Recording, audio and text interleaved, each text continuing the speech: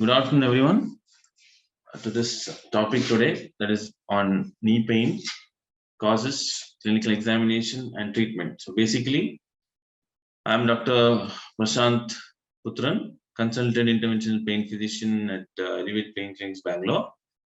So today we'll be dealing with one of the most common causes of chronic pain, that is knee pain, and how not all knee pain is because of arthritis.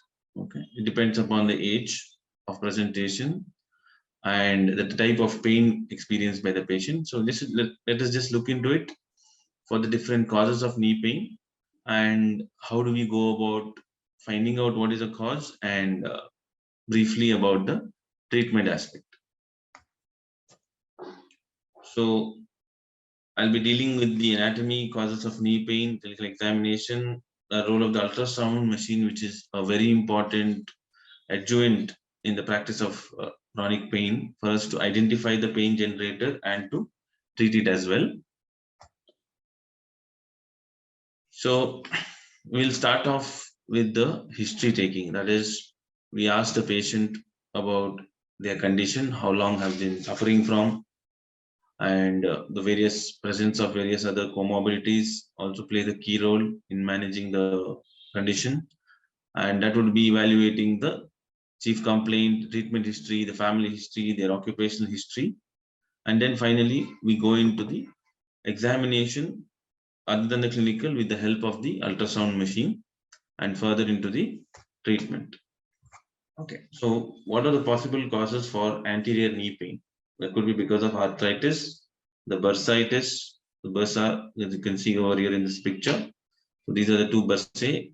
So inflammation of that is called as bursitis, and it could be pain could be because of the patellar tendinitis, which is the patellar tendon over here, the quadricep tendon, and this is the patellar tendon. Any inflammation of this then could be because of chondromalacia patellae or any bone tumors. Coming to the medial knee pain, that is the inner aspect of the knee, which would be the arthritis, could be because of Besancerin bursitis. It's all in the inner aspect of the knee. Okay. So it could be because of Besancerin bursitis, which is again a bursa in this region. Could be because of the menisci. The menisci are the soft tissues which are present within the knee joint, providing stability. So it could be because of the menisci injury, or also could be bone. You should keep in mind it could be because of the radiculopathy, because of compression of the nerves in the back, because of the disc pathology, the disc protrusion, which can present as knee pain, and could be because of the injuries of the soft tissues again in and around the knee joint. That is the medial collateral ligament injury. Could be any nerve entrapments. Could be related to the bones. Okay, especially the tibial stress fracture. Again, could be because of bone tumors. Coming to the posterior knee. All right. So the posterior knee, again, there are numerous bursae over here. Bursae is again just a fluid-filled space. Okay. Normally with minimal fluid, which is not detectable during a routine ultrasound scan. But if there is an inflammation, there will be a lot of swelling of those bursa, which we call as bursitis. And chronically, it could lead to something called as, very commonly seen in chronic, highly degenerated arthritic knees, that is the Baker's cyst, or could be referred pain from anywhere from the hip joint also, and could be because of this semimembranosus tendons involvement that we call as tendinopathies of those tendons. Could be again nerve entrapment or bone tumors. Coming lastly to the lateral aspect. So again, the common cause could be arthritis, and it could be because of the iliotibial band. Okay, which is a band-like structure which is attached on the lateral aspect of the knee joint all the way up to the hip. Okay, could be because of the lateral collateral ligament injury, again the lateral menisci injury, or because of the tendons, tendinosis, again nerve entrapments, and fibular bursitis, which is again a small bursa around the fibular bone. So most important slide of the day, I would say, that is the identifying the red flags. So the red flags are if the pain is because of trauma or tumors or fracture or any presence of any infection or any ligament and tendon tears. Tears in specifically if they are complete tears or partial tears, that differentiation is also very important. And the onset, is it a sudden onset pain or it was gradual in onset for months together, and could be because of any presence of any swelling or any mass in an X-ray with mottling or particle breaking. That suggests that we should further look into these situations or scenarios which cause pain. So if we ask for any mechanical symptoms like locking, pseudo-locking or popping, okay, which are specific to certain conditions, right? Then coming to the clinical examination, it's examined in different postures. Will be standing, you look for the alignment, okay, and one joint above and below is always the motto of clinical examination. All right, if it's a knee joint, we look down to the ankle and up at the hip joint as well. Okay, and gait is very important. Gait is how the patient is walking. Okay, how the patient is there any limp or is there any antalgic gait? So these are certain indicators which again point out to certain specific conditions around the knee causing pain. And in supine position, we look for the effusion, that is the fluid collection, erythema, that is any redness, or any muscle atrophy, which is very evidently visible on a clinical examination.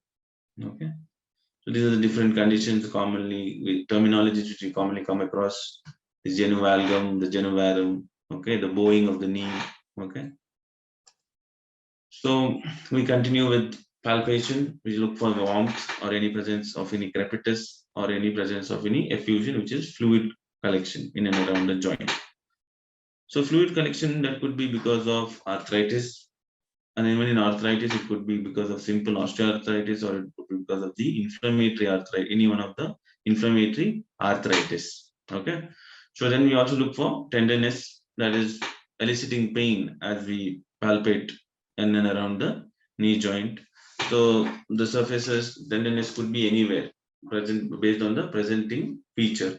It could be around the patella in the suprapatellar area, or it could be most commonly in arthritis could be the inner aspect of the knee joint, or it could be in the distal end of the patellar tendon, or between the patellar tendon and the ligament area, which is indicated for a Pessancerian bursitis, or it could be at the lateral aspect as well, where the insertion of the IT band, okay, that is at the lateral aspect, or any bursa inflammation around the knee joint. So this is just a topographical marking which guides us to know which particular part is involved in the pathology in and around the joint. So it's just a surface marking. So as you can see over there, that is the patellar bone, and then the patellar tendon, and then there's an important, this is the joint line. So the joint line is where the two bones of the knee joint are coming together. That is the thigh bone, the femur bone, and then the lower aspect we have the tibia, right? So between that is the joint line. Okay, so these are the various examination techniques. We look for the range of motion that is involving. That means that how much can you bend your knee or make it straight. So the technical terms like flexion, extension of the knee. We also look for the one joint above, that is the hip joint as well, for the flexion, internal rotation, external rotation in this manner. Okay, and then how much the knee bends, or you can extend the knee or keep it straight. All these are assessed along with the testing of the muscles in and around the knee joint, especially the hamstrings. And then we move on to something called an MMT, that is a manual muscle testing, wherein the muscles in and around the knee joint, their power is tested.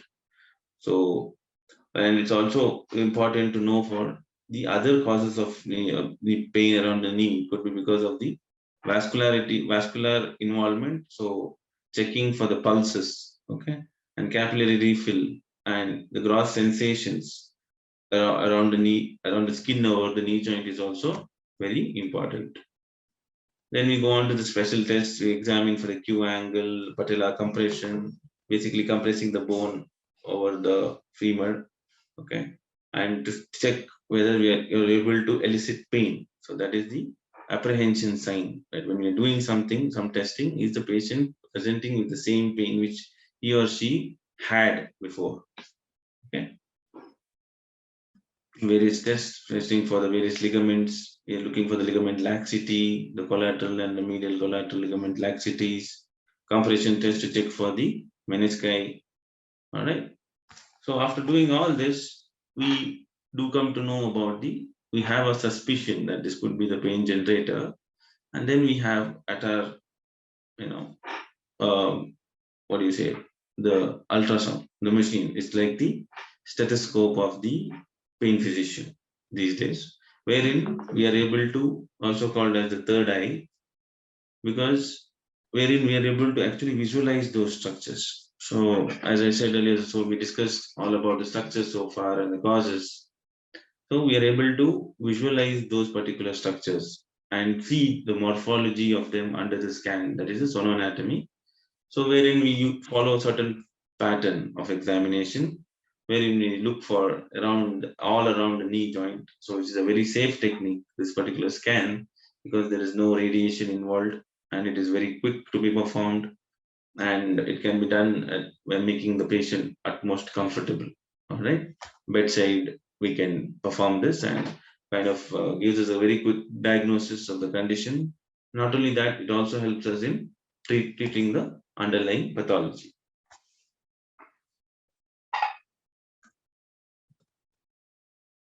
So these are the appearance of various structures around the knee joint and how we go about scanning, around the knee joint by maintaining the most important aspect of ergonomics. Okay, ergonomics is basically how the examiner, the patient, and the machine, in what alignment it is, because that also can alter certain things what we see in the during the scan, and that again shifts the treatment totally in a different direction. So it's important to follow certain protocols while doing the scan.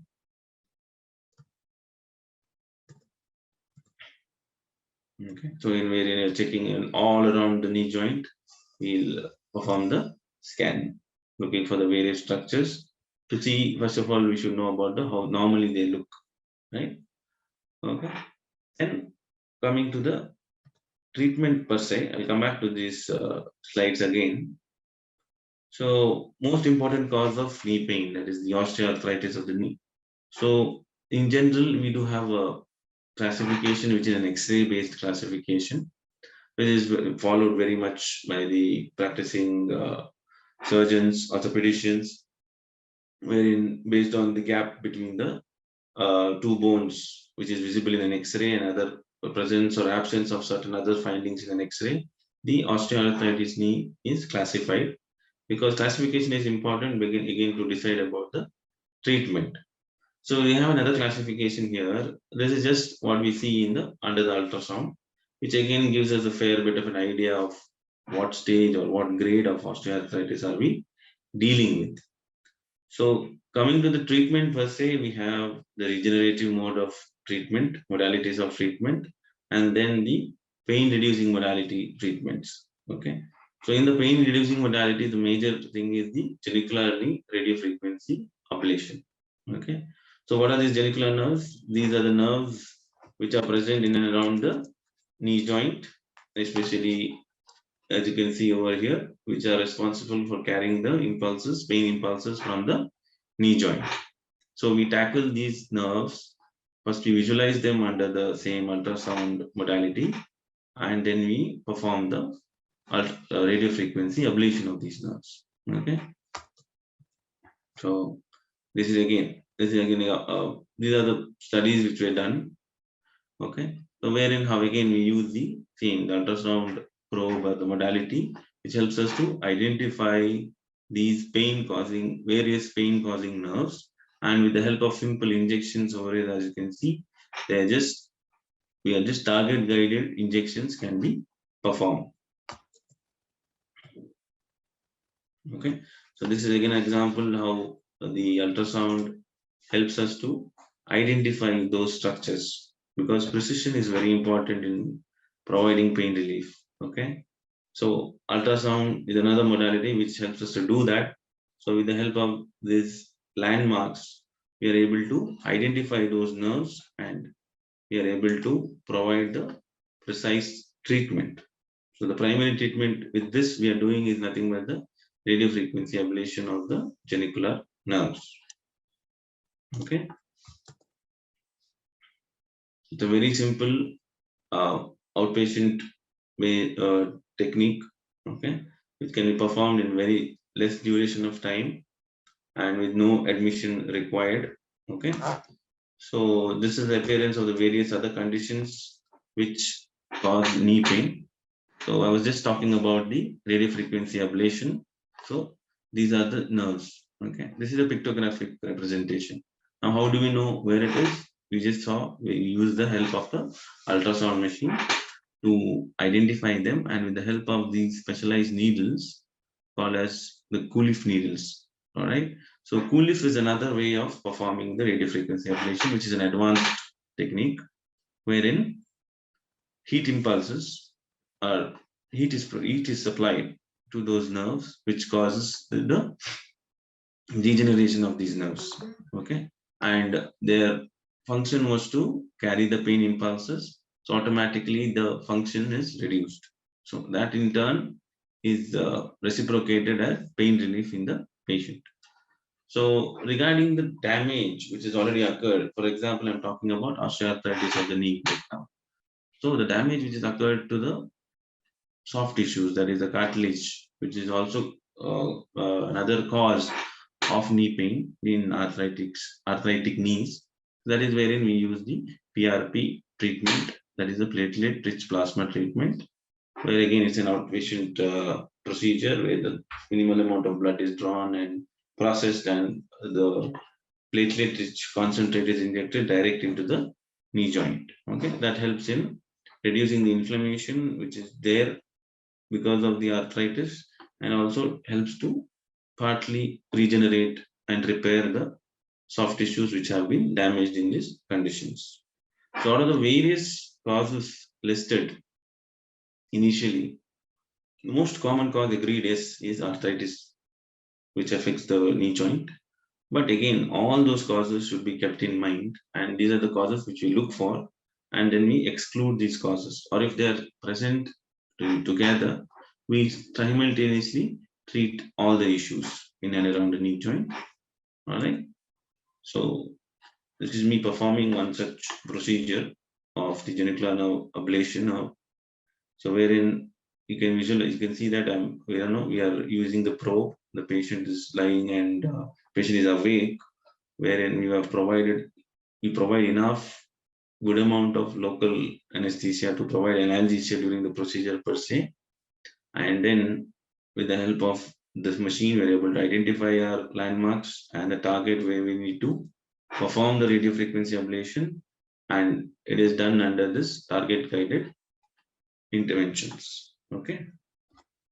Again, we do it at multiple levels, 2 to 3 levels. At each level around for say 2 minutes. So on the whole, the entire procedure will be done within 30 to 45 minutes. And then there's we keep the patient for observation for certain duration, and then the patient is discharged. All right. Okay. Thank you.